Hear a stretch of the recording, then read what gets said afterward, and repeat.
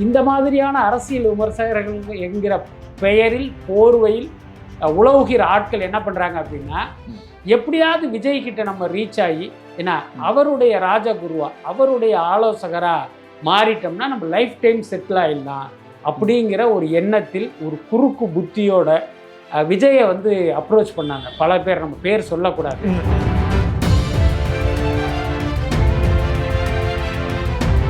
ஜெகதீஷ்ங்கிற ஒருத்தரை மேனேஜர் ஆக்கி இன்னைக்கு விஜய் வந்து மிகப்பெரிய உச்சத்தில் இருக்கார். இப்போ செல்வகுமார் என்ன பண்ணுறாருன்னா, இந்த கட்டத்தில் விஜயோட நெருங்கிட்டோம்னா நம்ம ஏதாவது ஒரு குஷி ஆனந்த் இடத்த பிடிச்சிடலான்ட்டு பல வழியில் அவர் ட்ரை பண்ணார். அது நடக்கலைங்கிறது இப்போ என்ன பண்ணிட்டார் அப்படின்னா, யூடியூப் சேனல்களுக்கு இவரே ஃபண்டிங் பண்ணி நீங்கள் விஜயை பற்றி வந்து நெகட்டிவான வீடியோ போடுங்கன்னு இவர் பணம் கொடுக்குறாரு. சார் நீங்கள் வந்து விஜயை பற்றி நெகட்டிவாக பேசணும், உங்களுக்கு இவ்வளோ ரூபா பணம் தர்றோம், இந்த பணத்தை தர்றது பிடி செல்வகுமார்.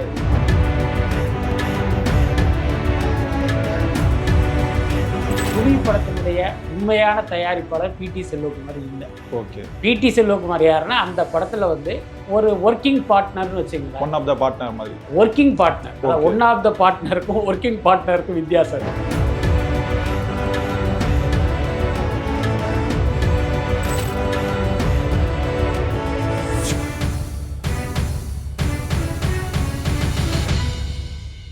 சார் வணக்கம். சார் வணக்கம். எப்படி சார் இருக்கீங்க? நல்லா இருக்கு. இப்போ நம்ம பொது வாழ்க்கையில் இருக்கும்போது நமக்கு நிறைய பேர் வந்து உதவி பண்ணுவாங்க, நம்ம வளர்ச்சிக்கு வந்து உதவுவாங்க சார். இதே இப்போ அரசியல் சினிமாலாம் வந்துட்டா நம்மளுடைய வளர்ச்சியை பார்த்து அவங்களே வந்து பொறாமைப்படுவாங்க. சிலர் வந்து அழிக்கணும்னு சொல்லி கூட அந்த மாதிரியான வேலைகளை வந்து பார்ப்பாங்க. அந்த மாதிரியான சில சம்பவங்கள் வந்து இப்போ தொடர்ந்து நடந்துட்டு இருக்கு. இப்போ விஜய் சார் அரசியலுக்கு வந்ததுக்கப்புறம் யாரெல்லாம் அவருக்கு வந்து உதவி பண்ணாங்களோ, அவங்க வளர்ச்சிக்கு உதவுனாங்களோ அவங்கெல்லாம் வந்து எதிராக பேசுகிற ஒரு மனநிலைக்கு வந்து வந்திருக்காங்க. இப்போ யாரை சொல்கிறேன்னு உங்களுக்கே தெரிஞ்சிருக்கும். விஜய் சாரோட இந்த முன்னாள் மேனேஜர் இருக்காங்களா சார், பிடி செல்வகுமார், அவர் வந்து இப்போ விஜய்க்கு எதிராக வந்து இந்த பேசுகிற மனநிலையை வந்து எடுத்திருக்காரு. இதுக்கு வந்து என்ன காரணமாக பார்க்குறீங்க? இந்த மாநாடு நடந்ததுக்கப்புறம் விஜய்க்கு சார் நிறைய நெகட்டிவான அந்த செய்திகள் தான் பரப்புகிறாங்க.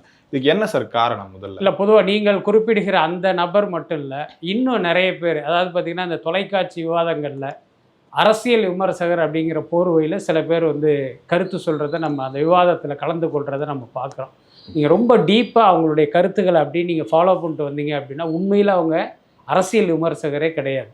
அரசியல் விமர்சகர் என்பவர் ஒரு நடுநிலையான மனிதராக இங்கே நடக்கிற அரசியல் சமூக நிகழ்வுகளை அப்சர்வ் பண்ணி இப்போ அவங்களுடைய கருத்துக்களை முன்வைப்பவர் தான் அரசியல் விமர்சகராக இருக்க முடியும். ஆனால் இங்கே எப்படின்னா, ஒரு வலதுசாரி ஆதரவாளராக ஒருத்தர் இருப்பார். அவர் பார்த்திங்கன்னா பாஜக மற்றும் இந்த இந்துத்துவ அமைப்புகளுக்கு ஒரு ஆதரவாளராக அவர்களுக்கான ஒரு பிஆர்ஓவாக செயல்பட்டுக்கிட்டு இருப்பார். ஆனால் அவருக்கு பார்த்தா இந்த தொலைக்காட்சி நிறுவனங்கள் வந்து அரசியல் விமர்சகர் அப்படிங்கிற ஒரு லேபிளில் அவங்கள உட்கார வைப்பாங்க. இதில் ஒரு பெரிய ஆபத்து என்ன அப்படின்னா, இப்போ வலதுசாரி ஆதரவாளர் அப்படிங்கிற பெயர்லேயே ஒருத்தர் வந்து பாஜகவுக்கு ஆதரவாக, பாஜகவுடைய மக்கள் விரோத ஆட்சிக்கு ஆதரவாக கருத்து சொல்லும்போது பார்வையாளர் என்ன பண்ணுவான், அப்படி பார்த்துட்டு இவன் வந்து வலதுசாரி, இவன் அப்படி தாண்டா சொல்லுவான் அப்படின்ட்டு ஒரு மைண்ட் செட்டுக்கு வந்து அந்த கருத்தையே நிராகரிச்சிருவான்.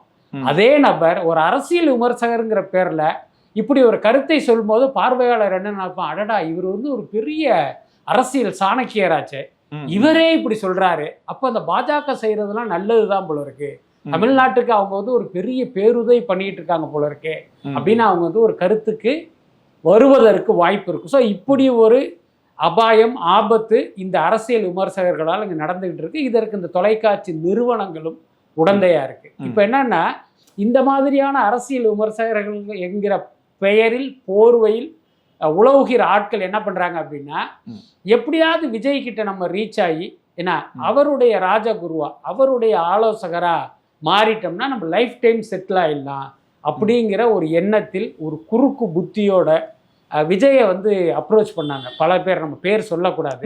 ஆனால் விஜயை பொறுத்த வரைக்கும் பார்த்தீங்கன்னா இவங்களை பற்றின டீட்டெயிலாம் அவருக்கு தெரியும். அதனால பார்த்தீங்கன்னா யாரையுமே அவர் கிட்ட சேர்க்கலை. அதையும் மீறி ஒரு சில விஜய் வந்து சந்திச்சிருக்காங்க, அவங்களுக்கு அப்பாயின்மெண்ட்லாம் அவர் கொடுத்துருக்காரு. ஜஸ்ட் ஒரு அரசியல் பார்வையாளராக இவங்களுடைய கருத்து என்னவா இருக்கு அப்படிங்கிற மாதிரி. ஆனால் அங்கேயே என்ன நடந்து போச்சு அப்படின்னா, அங்கே போய் விஜயோட தலையில் உட்கார்றதுக்கு இவங்க முயற்சி பண்ணுறாங்க. அது வந்து விஜய்க்கு தெரிஞ்சு, அடடா இவங்கெல்லாம் ஆபத்தான ஆட்கள்னு ஒதுக்கி வச்சிட்டாங்க. இன்னொருத்தர் என்ன பண்ணார் அப்படின்னா, விஜயோட பேசுவதை செல்ஃபோனில் வந்து ரெக்கார்ட் பண்ணி வந்து நானும் விஜய் மீட் பண்ண, விஜய்க்கு நான் தான் எல்லாங்கிற மாதிரிலாம் வெளியில் கிளைம் பண்ணிக்கிட்டாரு. பொதுவாகவே விஜயினுடைய பழக்கம் என்ன அப்படின்னா, எப்பேற்பட்ட ஆள் போனாலும் சரி அவருடைய ஆஃபீஸ்க்கு முதல்ல அவங்க ஆஃபீஸில் இருக்கிற அந்த ஆஃபீஸ் மேனேஜர் என்ன பண்ணுவாங்க, ரொம்ப ரிக்வஸ்ட்டாக சார் நீங்கள் சார் ரூம்குள்ளே போகிறீங்க, அதுக்கு முன்னே உங்கள் மொபைல் ஃபோனை கொடுத்துருங்க அப்படின்னு சொல்லி வாங்கி வச்சுருவாங்க. ஓகே. அப்படி செய்யாமல் உங்களை மொபைலோடு அவர் அனுமதிக்கிறார் அப்படின்னா உங்கள் மேலே உள்ள ஒரு சின்ன மரியாதை ப்ளஸ் உங்கள் மீதான ஒரு சின்ன நம்பிக்கை. ஆனால் அதை காலி பண்ணுற அளவுக்கு அவருக்கே தெரியாமல் ரெக்கார்ட் பண்ணிட்டு வந்து வெளியில் போட்டு என்ன அதெல்லாம் காலி பண்ணுற வேலைகள்லாம் நடந்தது. எதுக்கு சொல்கிறேன்னா, இந்த மாதிரி எப்படியாவது விஜயுடைய ராஜகுருவாயில்லான்னு நினைக்கிற பல பேர் தங்களுடைய எண்ணம் ஈடேறாக இன்றைக்கி பார்த்தீங்கன்னா விஜய்க்கு எதிராக வந்து கடுமையாக கருத்து சொல்கிறாங்க. விஜய் காலி, விஜயால் ஜெயிக்க முடியாது, இந்த கூட்டம் ஓட்டாக மாறாது அப்படின்ட்டு இன்னும் தரக்குறைவான விமர்சனங்களை எல்லாம் இவர்கள் முன் வைக்கிறாங்க. என்ன காரணம் அப்படின்னா, அடடா இவரை வச்சு நம்ம செட்டில் ஆகலாம்னு நினச்சோம், அது நடக்காமல் போயிடுச்சுங்கிற அந்த ஆற்றாமை தான். அதுக்கப்புறம் நீங்கள் குறிப்பிடுகிற அந்த நபர், அவர் பேர் பிடி செல்வகுமார். விஜயனுடைய ஆரம்ப காலத்தில் பார்த்தீங்கன்னா அவர் வந்து பிஆர்ஓவா இருந்தார். இன்னும் பலருக்கும் தெரியாத ஒரு விஷயத்த சொல்கிறேன். எஸ்.ஏ. சந்திரசேகருடைய ஆஸ்தான பிஆர்ஓ கிளாமர் கிருஷ்ணமூர்த்திங்கிற ஒரு சீனியர் பிஆர்ஓ தான். சினிமாவில் எப்பயுமே என்ன பண்ணுவாங்க அப்படின்னு கேட்டிங்கன்னா, வெற்றி கிடைத்த உடனே என்ன பண்ணுவாங்க, பக்கத்தில் இருக்கிறவனை மாற்றிடுவாங்க. இதுதான் அங்கே நடக்கிறது. ஆனால் எஸ்சிஎஸ்சியை பொறுத்த வரைக்கும் கிளாமர் கிருஷ்ணமூர்த்தி தான் அவருடைய ஒரே பிஆர்ஓ. யாரை எந்த காலத்துலையும் மாற்றினதே கிடையாது. அந்த அளவுக்கு பார்த்தீங்கன்னா அவர் மீது நம்பிக்கையும் மரியாதையும் கொண்டவர் எஸ்சிஎஸ்சி. அப்படி இருக்கும்போது இந்த பிடி செல்வகுமார் என்பவர் ஜெமினி சினிமா பத்திரிகையில் விளம்பரம் வாங்குகிற ஒரு நபராக எஸ்சிஎஸ்சி ஆஃபீஸுக்குள்ளே என்ட்ரி கொடுக்குறாரு. அதுக்கப்புறம் மெல்ல அவங்களோட பழகிறாரு. அதுக்கப்புறம் நானும் உங்கள் ஊர் தான், ஏன்னா கிட்டத்தட்ட இந்த ராதாபுரம் பக்கத்தில் எஸ்சிஎஸ்சி ஊருக்கு அருகில் தான் இவருடைய ஊர். அந்த மாதிரி பார்த்தீங்கன்னா மெல்ல பேசி எஸ்சிஎஸ்சியுடைய மனசில் இடம் பிடித்து அப்புறம் அந்த நேரம் பார்த்து விஜய் வந்து மெல்ல வளர்ந்துக்கிட்டு இருக்காரு. அப்போ எஸ்சிஎஸ்சி என்ன நினைக்கிறார் அப்படின்னா, கிளாமர் கிருஷ்ணமூர்த்தியை நாம் பிஆர்ஓவாக வச்சுக்குவோம், ஏன்னா நமக்கு வேவ் லெங்த்துக்கு அவர் தான் செட் ஆகுவார். அதே நேரம் கிளாமர் கிருஷ்ணமூர்த்திங்கிற ஒரு சீனியர் பிஆர்ஓ நம்ம பையனுக்கு பிஆர்ஓவாக இருந்தால் 2 பேருக்கு தலைமுறை இடைவெளி இருக்கும், அதுவே வந்து ஒரு சிக்கலாக இருக்கும். அதனால் இப்போ அவர் ஏஜுக்கு ஒரு ஆள் இருக்கட்டுமேனு பிடி செல்வகுமாரை விஜய்க்கு பிஆர்ஓவாக அவர் அப்படியே கொண்டு வர்றாரு. இவரும் அவர் கூடவே ட்ராவல் பண்ணார். இன்னும் சொல்ல போனால் விஜய் என்கிற ஒரு மனிதர் இல்லை என்றால் பிடி செல்வகுமாரே கிடையாது. நீங்கள் தினைக்கு அவர் பிஆர்ஓ கூட அன்றைக்கி கிடையாது. அவர் வந்து ஒரு ஜெமினி சினிமா பத்திரிக்கையில் விளம்பரம் வாங்குகிற ஒருத்தர். ஒரு 1000 ரூபா 1500 சம்பளம் இருக்குது. அப்புறம் விளம்பரம் வாங்கினா ஒரு சின்ன கமிஷன் கிடைக்கும். ரொம்ப வெளிப்படையாக சொல்லப்போனால் அதிகபட்சமாக ஒரு 2000 ரூபா அவருடைய மாத வருமானமாக இருப்பதற்கு வாய்ப்பு இருக்குது. அந்த பிடி செல்வகுமார் இன்னைக்கு பார்த்தீங்கன்னா சென்னையில் எனக்கு தெரிஞ்சு சாலிகிராமத்தில் 10 வீடு வச்சுருக்காரு. இன்றைக்கும் அவரோடு சமகாலத்தில் பயணித்த பத்திரிகையாளர்கள்லாம் இன்றைக்கி வாடகை வீட்டில் தான் இருக்காங்க. புரியுதா இல்லையா? ஆனால் இவருக்கு 10 வீடு, அவருடைய ஊரில் வந்து சொத்துக்கள், காரு, அதெல்லாமல் கண்ணுக்கு தெரியாத சொத்துன்னு ஏகப்பட்ட சொத்து, பல 100 கோடிக்கு அவர் அதிபதியாக இருக்கார். இந்த பணம் எப்படி வந்துச்சுன்னா விஜயால் வந்தது. இவர் என்ன பண்ணுவார்னா, விஜயை வந்து அப்படியே வந்து ஒரு இரும்பு திரை போட்டு மூடின மாதிரி வச்சுக்கிட்டு, விஜய் நடிக்கிற படமா என் மூலம் தான் உங்களுக்கு ஃபைனான்ஸ் கிடைக்கணும், விஜய் நடிக்கிற படமா நான் தான் அதை பிஸ்னஸ் பண்ணி கொடுப்பேன், ஐ மீன் நான் தான் மீடியேட்டராக இருந்து அந்த விநியோகஸ்தருக்கு படத்தை விற்று கொடுப்பேங்கிற மாதிரி ஒரு மோனோபொலி சிங்கிள் ஆளாக பண்ணி இன்றைக்கி அவ்வளோ பெரிய அளவில் வந்து ஒரு சம்பாரிச்சிட்டாரு. அப்படிப்பட்ட செல்வகுமாரை விஜய் வந்து தன்னுடைய படத்தின் புலி படத்தின் மூலமாக தயாரிப்பாளர் ஆக்கினார். ஆனால் இவர் என்ன பண்ணார்னா, அந்த நேரத்தில் நடந்த ஒரு இன்கம் டேக்ஸ் ரெய்டில் விஜய்க்கு எதிராக வந்து ஸ்டேட்மெண்ட் கொடுத்தாரு. அதில் தான் விஜய் என்ன பண்ணார், ஆகா நம்ம இவ்வளோ நாள் ஒரு பாம்புக்கு பாலை ஊற்றிட்டோம், அது ரொம்ப தப்பான விஷயம் அப்படின்னு அவரை நகர்த்தி வச்சுட்டு, அதுக்கப்புறம் ரியாஸ்ங்கிற ஒருத்தர் பிஆர்ஓ ஆக்குனார், ஜெகதீஷ்ங்கிற ஒருத்தரை மேனேஜர் ஆக்கி இன்றைக்கி விஜய் வந்து மிகப்பெரிய உச்சத்தில் இருக்கார். இப்போ செல்வகுமார் என்ன பண்ணுறாருன்னா, இந்த கட்டத்தில் விஜயோட நெருங்கிட்டோம்னா நம்ம ஏதாவது இந்த புஷி ஆனந்த் இடத்த பிடிச்சிடலான்ட்டு பல வழியில் அவர் ட்ரை பண்ணார். இன்னும் சொல்ல போனால் நம்ம மூலமாக கூட அந்த முயற்சியை அவர் மேற்கொண்டார். பட் அது நடக்கலை. அது நடக்கலைங்கிறதுமே இப்போ என்ன பண்ணிட்டார் அப்படின்னா, விஜய்க்கு எதிராக அவர் ஒரு பக்கம் கருத்து சொல்கிறாரு, பல யூடியூப் சேனல்களுக்கு இவரே ஃபண்டிங் பண்ணி நீங்கள் விஜயை பற்றி வந்து நெகட்டிவான வீடியோ போடுங்கன்னு இவர் பணம் கொடுக்குறாரு. எனக்கு தெரிஞ்ச ஒரு யூடியூப் சேனலில் இவர் பணம் கொடுத்து அவங்க என்கிட்டயே அப்ரோச் பண்ணாங்க, சார் நீங்கள் வந்து விஜயை பற்றி நெகட்டிவாக பேசணும், உங்களுக்கு இவ்வளோ ரூபா பணம் தர்றோம், இந்த பணத்தை தர்றது பிடி செல்வகுமார் அப்படின்னாரு. நான் ஒன்று ரொம்ப கடுமையாக ரியாக்ட் பண்ணிவிட்டேன். எதுக்கு சொல்ல வரேன்னா, தனக்கு வாழ்க்கை கொடுத்த விஜய்க்கு ஒரு மிகப்பெரிய துரோகத்தை வந்து பிடி செல்வகுமார் பண்ணிக்கிட்டு இருக்காரு. அது உண்மையிலேயே வந்து வன்மையாக கண்டிக்கத்தக்க ஒரு விஷயம். இல்லை சார், இப்போ அவரோட வளர்ச்சிக்கு வந்து இப்போ பிடி செல்வகுமார் தான் காரணம்னு நீங்களுமே சொல்லிங்க. நான் ஆரம்ப காலத்துலேருந்து கொஞ்சம் உதவியெல்லாம் பண்ணாங்க. ஏன்னா அவருமே சொல்லியிருப்பார், ஒரு பெரிய மாநாடு வந்து விஷயம் விஜயனுடைய வளர்ச்சிக்கு பிடி செல்வகுமார்லாம் காரணம் இல்லை.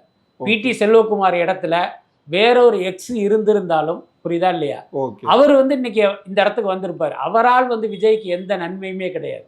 புரியுதா இல்லையா? என்னன்னா இப்போ உங்களுக்கு தெரியும், ஒரு பத்திரிகையாளர் ஒரு ஆர்டிஸ்ட்டை இது பண்ணும்போது, பேட்டி எடுக்கணும்னு நினைக்கும் போது, சில பேர் என்ன பண்ண, நான்லாம் எந்த காலத்துலையும் பிஆர்ஓ டிபெண்ட் பண்ணவே மாட்டேன். நான் டைரெக்டாக அவங்களோட தான் பேசுவேன். சில பேர் புது ஆட்கள் என்ன பண்ணுவாங்க, அந்த பிஆர்ஓ கிட்ட கான்டாக்ட் பண்ணி அவரை இன்டர்வியூ எடுக்கணும் சார் அப்படின்னு அந்த ரூட்ல வருவாங்க. அவ்வளவுதான். நீங்க யோசிச்சு பாருங்க, அவர் இல்லைன்னா இன்னொருத்தர் இருப்பார். நீ பிடி செல்வகுமார் போயிட்டாரு, அதனால என்ன விஜய் சரிஞ்சிட்டாரு, அந்த இடத்துல ரியாஸ் இருக்காரு. அதனால விஜயால் பிடி செல்வகுமாருக்கு தான் லாபமே தவிர இவரால் அவருக்கு எந்த நன்மையும் இல்லை. இப்போ எங்களை வந்து சதி பண்ணி பிரிச்சுட்டாங்க அப்படின்னு சொல்றாரு. இந்த சதி பண்ணவர் வந்து யாரா சார் இருக்கும்? அவரு யாரை மென்ஷன் பண்ணி வந்து சொல்றாரு? இல்ல எனக்கு தெரிஞ்சு புஷி ஆனந்தை தான் சொல்லுவாருன்னு நான் நினைக்கிறேன். அப்படி இல்லைன்னா ஜெகதீஷை சொல்வதற்கு வாய்ப்பு இருக்கு. உண்மையில பாத்தீங்கன்னா யாருமே சதி பண்ணல. நீங்கள் விஜய்க்கு செய்த துரோகத்தை அவர் சரியான நேரத்துல கண்டுபிடிச்சிட்டாரு. அதுதான் முக்கியமான விஷயம். என்ன அதெல்லாம பாத்தீங்கன்னா இன்கம் டாக்ஸ்ல போய் விஜய்க்கு எதிராக ஒரு ஸ்டேட்மெண்ட்டை கொடுத்துட்டாரு. என்ன சார் சொன்னாரு? அது இல்ல அந்த இடத்துல பாத்தீங்கன்னா அந்த கட்டத்துல வந்து ஒரு ஐடி ரெய்டு நடந்தது. பிடி செல்வகுமார் வீட்லயும் ஷிபு தமீம் வீட்ல 2 பேரும் சேர்ந்துதான் அந்த புலி படத்தை தயாரிச்சாங்க. அந்த காலகட்டத்தில எல்லாம் பாத்தீங்க அப்படின்னா பெரும்பாலும் வந்து ஆர்டிஸ்டுகள் வாங்குற சம்பளத்துல வந்து பிளாக் அண்ட் ஒயிட் இருந்தது. இப்ப பாத்தீங்கன்னா ஒரு 1 கோடி சம்பளம் வாங்குறாங்கன்னா ஒரு 10 லட்சத்தை தான் செக்கா வாங்குவாங்க அல்லது ஆர்டிஜிஎஸ் பண்ணுவாங்க. 90 லட்சத்தை கேஷா வாங்கிடுவாங்க. இதுதான் எல்லா நடிகர்களும். இதுக்கு இந்த விதிவிலக்கே கிடையாது.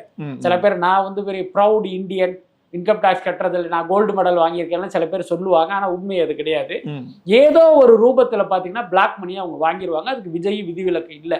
ஸோ அந்த மாதிரி காலகட்டத்தில் இப்ப உதாரணத்துக்கு சொல்றேனே, இப்ப புலி படத்துக்கு வந்து ஒரு 5 கோடி ரூபா ஒயிட்ல வாங்கியிருக்காரு, ஒரு 20 கோடி ரூபா பிளாக்ல வாங்கியிருக்கிறதா வச்சுக்கோங்க. இப்ப விஜயை பொறுத்த வரைக்கும் அக்கௌண்ட்ல என்ன பண்ணிருப்பாரு, நான் புலி படத்துல 5 கோடி ரூபாய் சம்பளம் வாங்கினேன்னு எழுதியிருப்பாரு. பிடி செல்வகுமார் இப்ப என்ன பண்ணிருப்பாருன்னா, இப்ப விஜய்க்கு நான் 25 கோடி கொடுத்தேன்னு அவர் அதுல எழுதியிருப்பாரு. புரியுதா இல்லையா? சோ இந்த மாதிரியான ஒரு கான்ட்ரடிக்ஷன்ல அது ஒரு பெரிய சிக்கலை ஏற்படுத்தும். அது மட்டும் இல்லாம அவர் நிறைய வந்து தவறான விஷயங்களை எல்லாம் இன்கம் டாக்ஸ்க்கு சொல்லி அது வந்து விஜய்க்கே ஒரு பெரிய சிக்கலாச்சு. இப்போ நான் புலி படத்தால தான் இவ்வளோ பெரிய ஒரு நஷ்டமாக அடைஞ்சிட்டேன், அதுக்கப்புறம் என் வாழ்க்கையே போயிடுச்சு அப்படின்ற மாதிரிலாம் சொல்றாரு. புலி படம் ஸ்டார்ட் பண்ணும்போது விஜய் சார் என்னை கூப்பிட்டு ஒரு பார்ட்டி வந்து பண்ணாரு, நீங்கள் இந்த படத்தை தயாரிக்கிறீங்கன்னா அப்படின்ற மாதிரி சொன்னார். இவ்வளோ நெருக்கமாக இருந்தவங்க வந்து ஒரு கட்டத்தில் வந்து விஜய்க்கு அகெயின்ஸ்டாக பேசுறதுக்கு வந்து முன்னாடியே பேசியிருக்கலாம் சார். அவர் நினைச்சிருந்தா ஏன் இப்போ பேசுறாரு? பின்னாடி யாராவது ஆளுங்க இருக்காங்களா அவருக்கு பின்னாடி? நிச்சயமா இல்லை. இந்த நேரத்தில் இன்னொரு உண்மையை நம்ம சொல்லணும். புலி படத்தினுடைய உண்மையான தயாரிப்பாளர் பிடி செல்வகுமார் இல்லை. ஓகே. பிடி செல்வகுமார் யாருன்னா அந்த படத்துல வந்து ஒரு ஒர்க்கிங் பார்ட்னர்னு வச்சுங்களேன். ஒன் ஆஃப் த பார்ட்னர் மாதிரி. Working partner. One of the பார்ட்னருக்கும் ஒர்க்கிங் பார்ட்னருக்கும் வித்தியாசம் இருக்கு. என்னன்னா இப்போ ஒரு புலி படத்தை ஒரு 10 கோடியில எடுக்கிறாங்க அப்படின்னா அந்த 10 கோடியை இன்வெஸ்ட் பண்ணது யார் அப்படின்னா ஷிபு தமீம் தான். இன்னைக்கு வீரதீர சூரன் படம்லாம் எடுத்தாரு, அவர் தான் உண்மையான தயாரிப்பாளர். விஜய் என்னன்னா தான் கூட இருக்கிற ஒருத்தரையும் தயாரிப்பாளர் அந்தஸ்து உயர்த்தணுங்கிறதுனால இவரை நீங்க கூட வச்சுங்க. இன்னொன்னு ஷிபு தமீம் பாத்தீங்கன்னா கேரளாவை சேர்ந்தவர். அவருக்கு தமிழ் சினிமா பரிச்சயம் கிடையாது. வியாபாரமா இருக்கட்டும், ப்ரொடக்ஷனா இருக்கட்டும். இப்ப இவர் பாத்தீங்கன்னா விஜய் படங்கள் எல்லாத்தையுமே இந்த மீடியேட்டரா இருந்து பல பேருக்கு வித்து கொடுத்த வகையில வந்து இவருக்கு ஓரளவுக்கு வியாபாரம் தெரியும். அப்ப புது ஆள் வந்து ஏமாந்து போறதுக்கு இங்க எக்ஸ்பீரியன்ஸா இருக்கிற ஒருத்தரை கூட வச்சுக்கிட்டீங்கன்னா உங்களுக்கு நல்லா இருக்கும் அப்படின்னு வந்து அவரை ஜாயின் பண்ணி விடுறாரு. இப்ப அந்த லாபத்துல இவருக்கு சில சதவீதம் வந்து நீங்க கொடுத்துருங்கிற இதான் டப். மற்றபடி பிடி செல்வகுமார் பணமாக அந்த படத்துக்கு எதுவுமே இன்வெஸ்ட் பண்ணல. இதுக்கு பெரிய உதாரணம் இன்னொன்னு சொல்றேன். இப்ப விஜய் பக்கத்துல இருக்கிறது வந்து ஜெகதீஷ். இன்னைக்கு ஜனநாயகன் படத்தினுடைய தயாரிப்பாளர் கேவிஎன் ப்ரொடக்ஷன். ஆனா இணை தயாரிப்புன்னு ஜெகதீஷ் பேர் வரும். அதோட அர்த்தம் என்னன்னா ஜெகதீஷ் அதுல பணம் போட்டிருக்காருன்னு அர்த்தம் இல்லை. அவர் அதுல ஒர்க்கிங் பார்ட்னரா இருக்காரு. இந்த வியாபாரங்கள் எல்லாமே அவர் முன்னிலையில் நடக்கும், அவரே செஞ்சு கொடுப்பாரு. இது எல்லாமே டிரான்ஸ்பரண்டா விஜய்க்கு தெரியும். உதாரணத்துக்கு பாருங்க, இப்ப கேவிஎன் மட்டும் விட்டா அவங்க வந்து ஒரு தொகைக்கு படத்தை பிசினஸ் பண்ணிட்டு விஜய் கிட்ட போய் சொல்றதுக்கு வாய்ப்பு இருக்குல்ல. அப்ப அந்த இடத்துல பாத்தீங்கன்னா ஒரு சைனிங் அத்தாரிட்டியா ஜெகதீஷும் இருந்தாருன்னா நீங்க ₹1 கூட ஏமாற்ற முடியாது. கரெக்டா விஜய்க்கு வந்து அந்த டேட்டா போயிடும். ஸோ அந்த மாதிரி அந்த காலகட்டத்தில் தனக்கு நம்பிக்கைக்குரியவராக இருந்த பிடி செல்வகுமார ஒரு ஒர்க்கிங் பார்ட்னரா அந்த படத்துக்குள்ளார வந்து இவர் கொண்டு வந்தாரு. அதனால இப்ப புலி படத்தினால் நஷ்டம் ஏற்பட்டாலும் ஷிபு தமீமுக்கு தான் நஷ்டமே தவிர செல்வகுமாருக்கு நஷ்டம் இல்லை.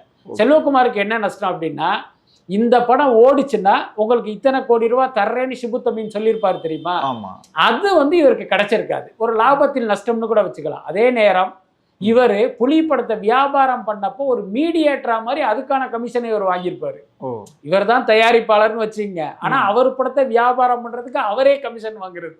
அது எப்படி இவர் தயாரிப்பாளராக இருக்க முடியும்? அதனால இன்னைக்கு இவர் இப்படி கூவுவதற்கு 2 காரணம் தான். ஒண்ணு, இன்னைக்கு விஜய் வந்து இவ்வளோ உயரத்துல இருக்காரு, விரைவில் அவர் முதலமைச்சர் ஆவதற்கு வாய்ப்பு இருக்கு.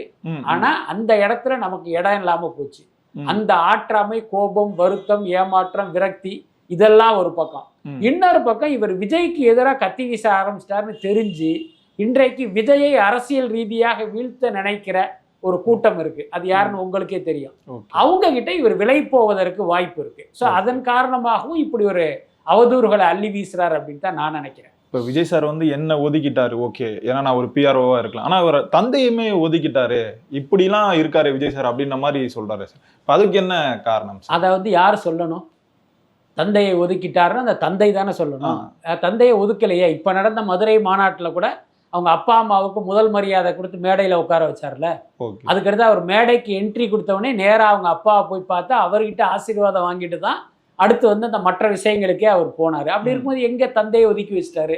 என்னன்னா ஒரு காலத்தில் விஜய் மக்கள் இயக்கத்தை அவங்க தந்தையினுடைய நிர்வாகத்தில் அவர் வந்து அதை லீட் பண்ணிட்டு இருந்தாரு. ஒரு கட்டத்தில் அவருடைய வயோதிகம் காரணமா இவ்வளவு அது அன்னைக்கு பார்த்தீங்கன்னா விஜய்க்கு இருந்த ரசிகர் கூட்டம்ங்கிறது மிக குறைவு, சில லட்சங்கள் தான். ஆனால் இன்னைக்கு அப்படி கிடையாது. இன்னைக்கு பார்த்தீங்கன்னா விஜய்க்கு வந்து ஒரு பெரும் கூட்டம் இருக்கு. அதை எஸ்சிஎஸ்சியால வந்து டீல் பண்ண முடியுமா? நீங்க யோசிச்சு பாருங்க. இன்னைக்கு பார்த்தீங்கன்னா ஒரு கூட்டம் நடக்குது, அந்த ரசிகர்கள் கண்ட இதுல ஏறி குரங்கு மாதிரி தாவிக்கிட்டு இருக்காங்க. குஷியானது தொண்டை கிளியே கத்துறாரு, எப்பா இறங்கப்பான்லாம் சொல்றாரு. இதை எஸ்சிஎஸ்சியால செய்ய முடியுமா? அப்போ விஜய் என்ன நினைச்சிருப்பாரு? ரெண்டு காரணம். ஒன்று, இந்த கூட்டத்தை சமாளிக்கிற அளவுக்கு அப்பாவுக்கு வந்து இப்போதைக்கு அந்த வயோதிகம் இடம் கொடுக்காது. இன்னொரு விஷயம் பார்த்தீங்கன்னா இப்போ இவருக்கும் இந்த கூட்டத்துக்கும் ஒரு தலைமுறை இடைவெளி இருக்கு. புரியுதா இல்லையா?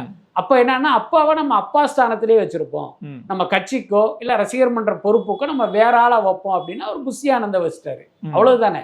அப்படி இருக்கும்போது இந்த என்னமோ சொல்லுவாங்க ஆடு நனையுதுன்னு ஓனாய் அழுகுற கதையா எஸ்சிஎஸ்சியை ஒதுக்கி வச்சிட்டாருன்னு பிடி செல்வகுமார் ஏன் வருத்தப்படணும்? இல்லை சார், இப்போ எஸ்எஸ்சிக்கும் விஜய்க்கும் ஒரு சில மோதல் வந்தது. அந்த டைம்ல யாரெல்லாம் எஸ்எஸ்சிக்கு ஆதரவு வந்தாங்களோ அவங்க எல்லாருமே வந்து விஜய் ஒதுக்கிட்டாரு. ஏன் அவர் வீட்டில் வேலை செஞ்சு எல்லாருமே ஒதுக்கிட்டார், வீடுலாம் கொடுத்துருந்தா அந்த வீடு எல்லாமே பிடிங்கிட்டு அமிச்சிட்டாரு அப்படின்ற மாதிரி ஒரு செய்தி வந்து இருக்கே சார். இப்போ இவர் பேசும்போது அதிலே நம்ம புரிஞ்சுக்க முடியும். அது வந்து ஒரு அப்பட்டமான பொய். இப்போ நம்ம பேசிக்கிட்டு இருக்கோம்ல, 2 தெரு தள்ளி தான் அவர் குறிப்பிடுகிற விஜயனுடைய ஊழியர்கள் குடியிருக்கிற வீடு இருக்கு.